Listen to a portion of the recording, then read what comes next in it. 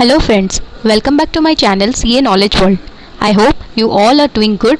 So let's start today's video, which is based on top 10 tax saving scheme for salaried employees for assessment year 21-22. So let me first aware you all with a good news कि income tax का जो return filing का date है ये extend हो चुका है, जो कि 30 सितंबर 2021 हो गया है।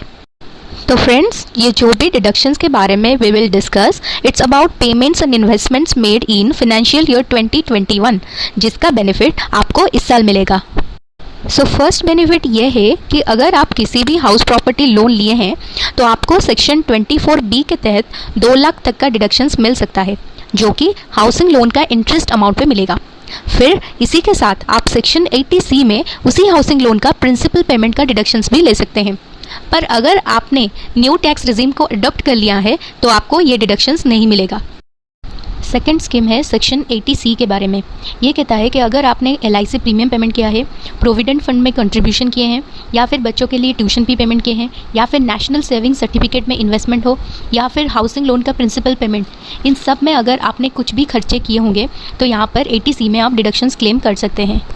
इसी के साथ 80CCC में अगर आपने कुछ भी पेमेंट किया होगा towards pension scheme to annuity plan of LIC, या फिर कौन सी भी पेंशन स्कीम में कंट्रीब्यूशन किए होंगे तो आपको डिडक्शंस मिल जाएंगे। और एक सेक्शन है 80CCD1। ये कहता है अगर आप सेंट्रल गवर्नमेंट पेंशन स्कीम में इन्वेस्ट करेंगे तो आप यहाँ पर डिडक्शंस क्लेम कर सकते हैं। दोस्तों याद रखना, ये 80C हो या फिर CCC या फिर CCD1 वाला, ये सारे मिलाकर आपको 1.5 लाख तक की डिडक्शंस मिलेगा। तो दोस्तों नेक्स्ट आते हैं हम थर्ड सेविंग स्कीम पे। फिर यहाँ पर आप 80CCD1B में एक्सेस और 50,000 तक का टैक्स डिडक्शंस ले सकते हैं on investment made to central government pension scheme.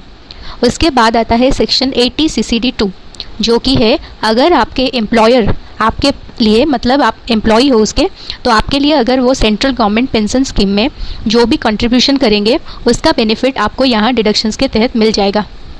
यहाँ पर एक बात याद रखना, अगर आपके जो एम्प्लॉयर हैं वो कोई PSU है, मतलब पब्लिक सेक्टर अंडरटेकिंग, या फिर स्टेट गवर्नमेंट है, तो आपका जो कंट्रीब्यूशन का डिडक्शंस मिलता है वो सिर्फ 10% ऑफ सैलरी तक ही हो सकता है।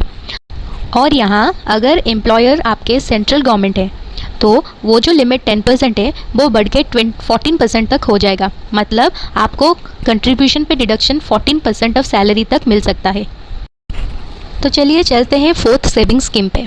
नेक्स्ट जो बेनिफिट है ये सेक्शन 80D का है।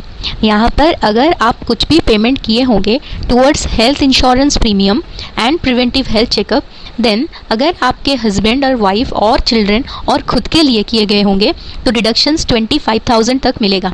अगर आप सीनियर सिटीजन हो तो आपको 50,000 तक का डिडक्शंस मिल सकता है, जिसमें हेल्थ चेकअप के लिए 5,000 का टैक्स डिडक्शंस भी इंक्लूड होता है।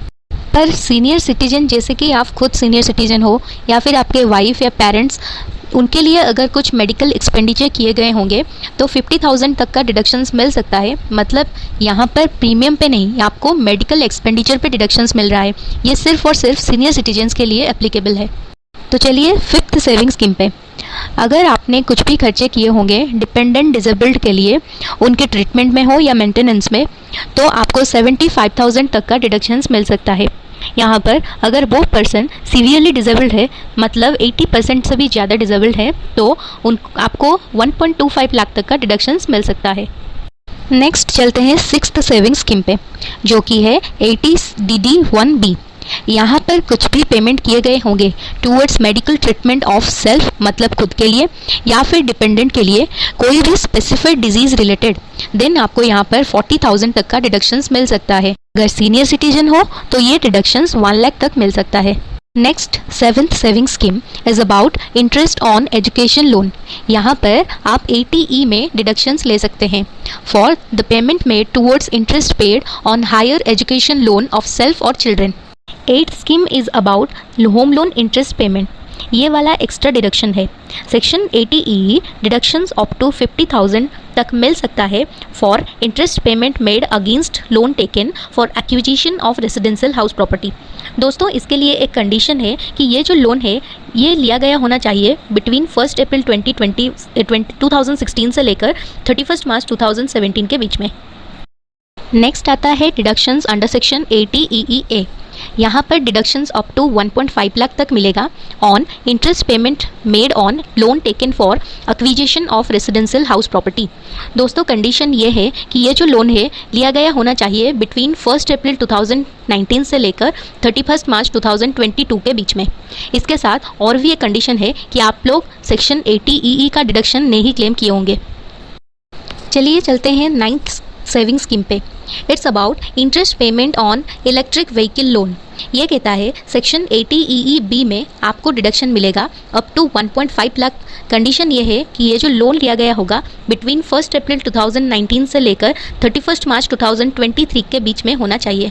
Last but not the least 10th saving scheme, जो कि है housing rent payment made by a person जिनको हाउसिंग रेंट अलाउंस नहीं मिला होगा। ये डिडक्शंस आप 80 GG में ले सकते हैं। तो कितने अमाउंट के डिडक्शन ले सकते हैं यहाँ पर दोस्तों? यहाँ जो 3 पॉइंट्स मेंशन्ड है इनमें से जो सबसे लीस्ट अमाउंट होगा, मतलब सबसे कम अमाउंट, उतने का डिडक्शंस आपको मिलेगा। फर्स्ट पॉइंट में जितना आपने रेंट पेमेंट किए होंगे उसमें से 10% ऑफ इनकम को माइनस कर दीजिए। सेकेंड पॉइंट में 5000 पर महीना, मतलब पर मंथ 5000। एंड थर्ड में 25% ऑफ टोटल इनकम डिडक्शंस के पहले वाला इनकम पे। सो इनमें से जो भी सबसे लीस्ट अमाउंट, मतलब कम अमाउंट आएगा, उसका डिडक्शंस आप सेक्शन 80 GG में क्लेम कर सकते हैं। So friends, with this we have completed our today's video on 10 saving schemes for salaried individuals जो कि असेसमेंट ईयर 21-22 के लिए एप्लीकेबल है। आई होप कि आपको ये वीडियो हेल्प करेगा। अगर आपको कुछ भी डाउट है तो आप कमेंट बॉक्स में मुझसे पूछ सकते हैं। अगर कुछ भी सजेशंस है तो भी आप कमेंट बॉक्स में कमेंट कर सकते हैं। अगर आपको वीडियो अच्छा लगा है तो वीडियो को लाइक कीजिए, अपने दोस्तों के साथ शेयर कीजिए और चैनल को सब्सक्राइब कीजिए। तब तक के लिए जय श्री राम।